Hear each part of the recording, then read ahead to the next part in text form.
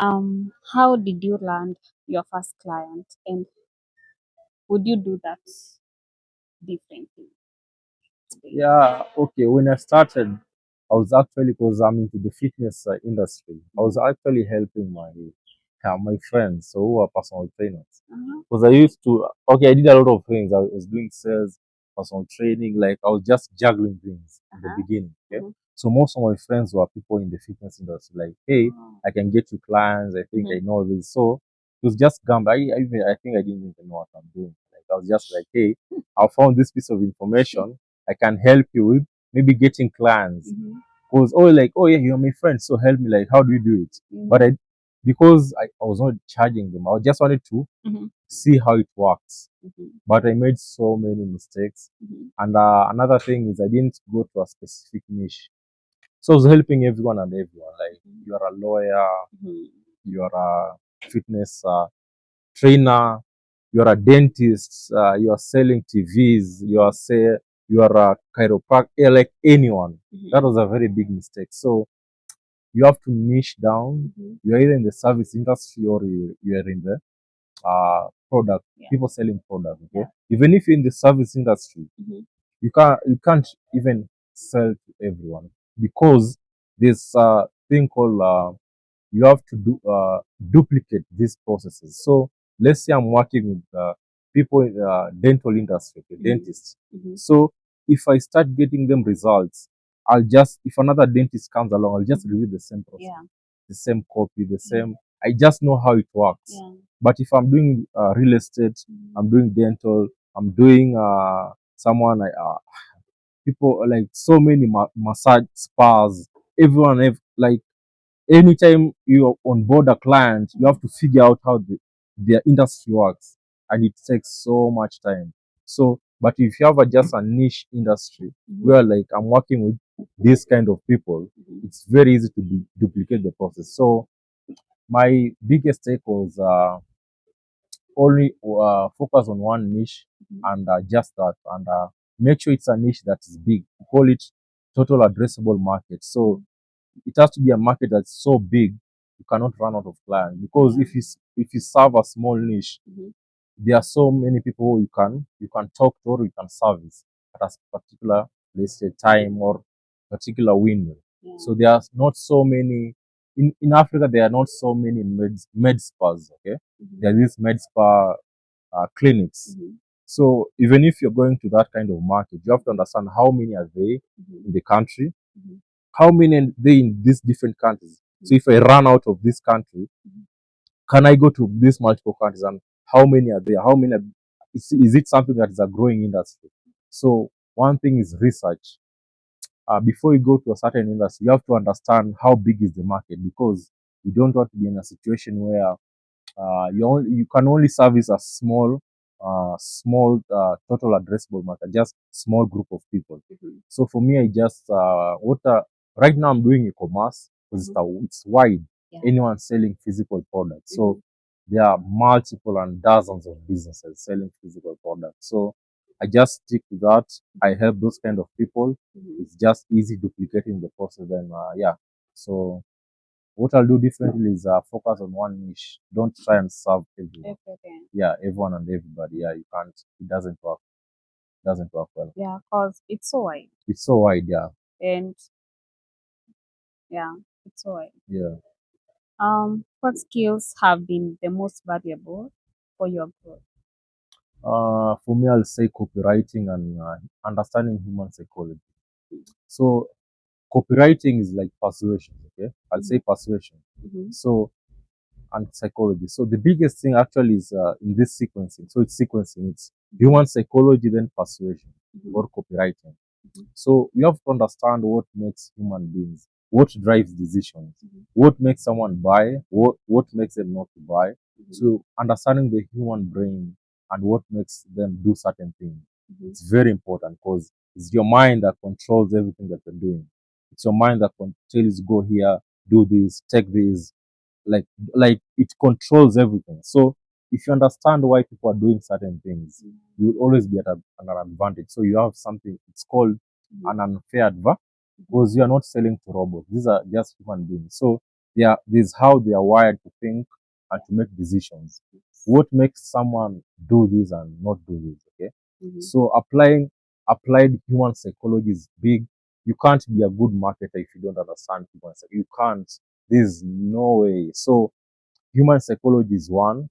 Number two is now, after understanding the human psychology, how Mhm. can you put that into practice? Now, Mhm. how do you know how to talk to people, Mhm. how to persuade people to do something?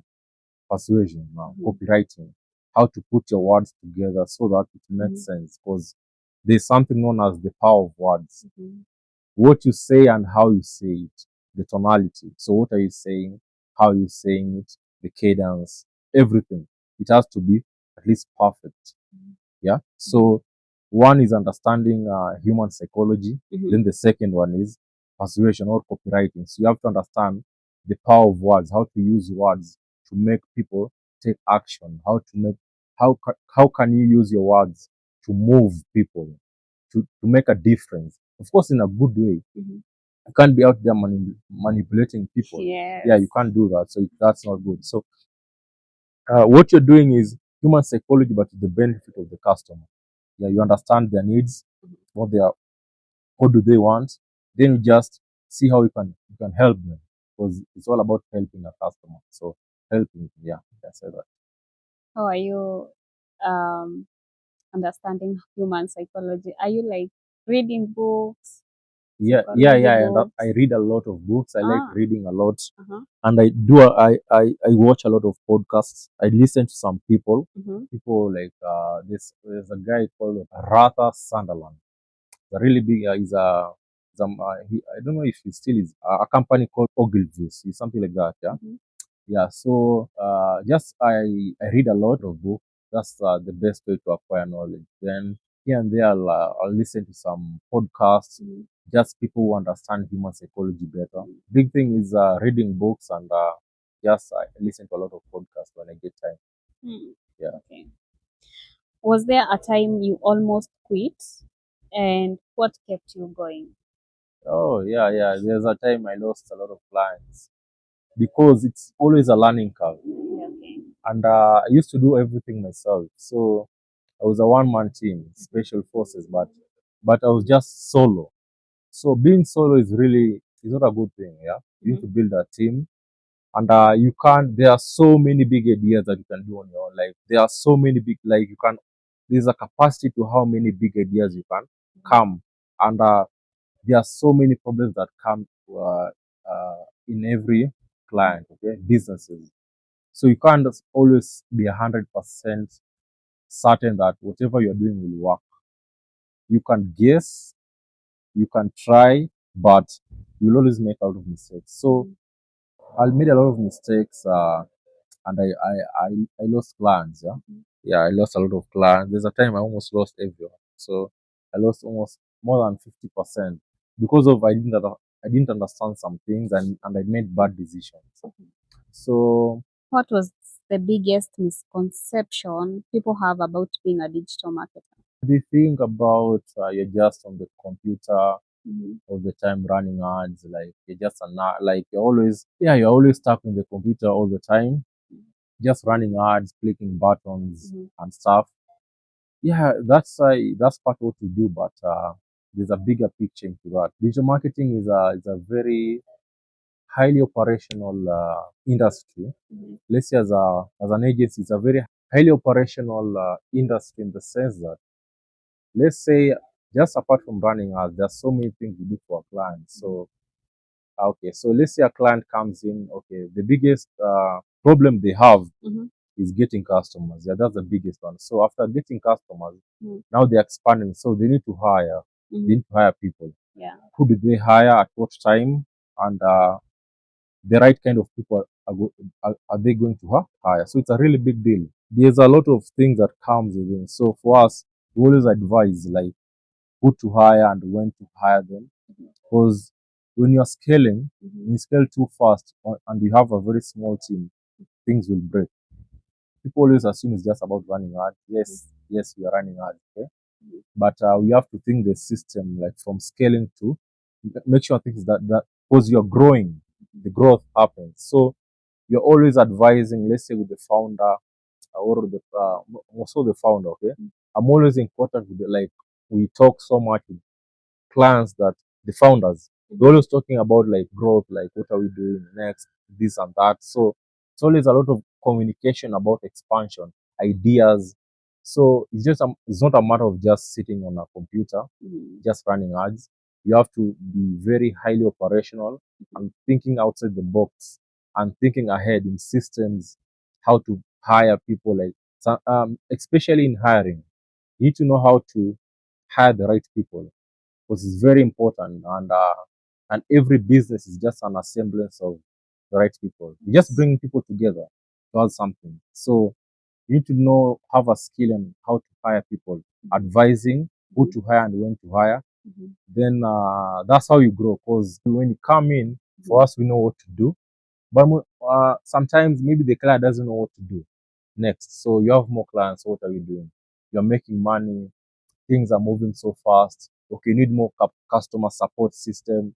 Okay, you need to automate some of your systems. Yeah. You need to hire certain kind of people, more content creators. You need to hire a manager to hire, let's say, a manager Yeah. to manage the creators. Because so what I've seen is not every business has the right kind of systems in hiring, the right kind of people in different departments, so especially in the content world, digital marketing space. Yes, there are some other aspects where they hire like some people, but when it comes to content and marketing, like the marketing sector, they don't like they have just like one person who's doing everything.